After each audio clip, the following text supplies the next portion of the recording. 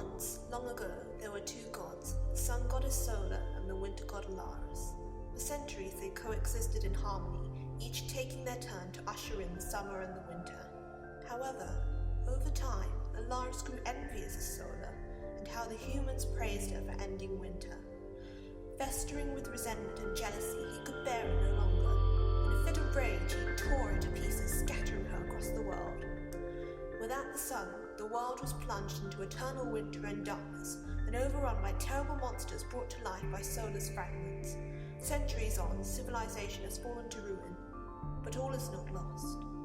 For deep in the heart of a small village, a young boy called Seth will stumble upon the most vital piece of all, the very consciousness of the sun goddess herself.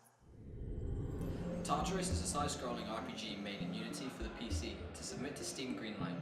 Then, if it is successful, we would pitch it to Idea Xbox and PlayStation Network. Our target audience is casual and hardcore gamers ages 12 and above due to some mild cartoon violence. Each level has a semi-linear design. There will be several paths that the player can go down, each with their own puzzles. The player must use the Firesprite's abilities to solve each problem. As I give narrative to the game, I want to avoid as much exposition as possible. To do this, I will use diegetic storytelling. This helps give the player required knowledge of the world around them. To fill negative possibility space, I will hide secrets throughout the level.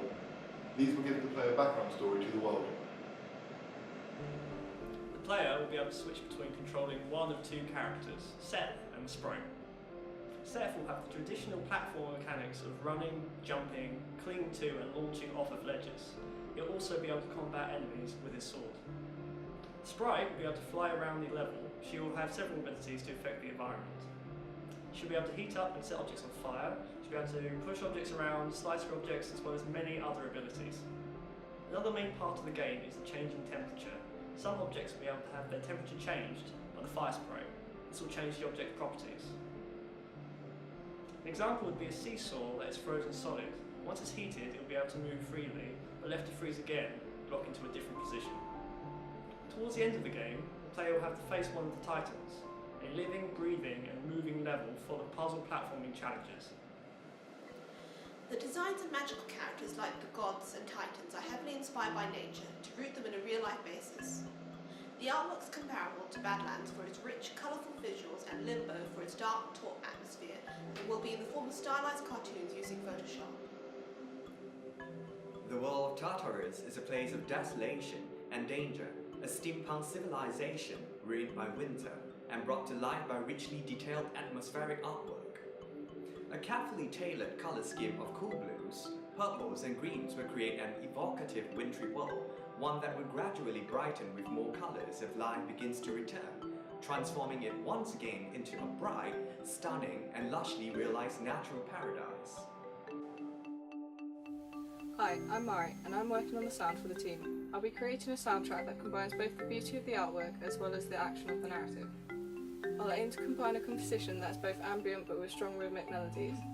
For the sound design, there'll be a focus on the steampunk element, incorporating appropriate sounds such as gears turning in the background. I would also like to merge the sound design within the soundtrack itself, using background metallic hits for percussion. Over the next 4 weeks, we intend to get the bulk of our interactive objects complete, along with the Titan and the HUD.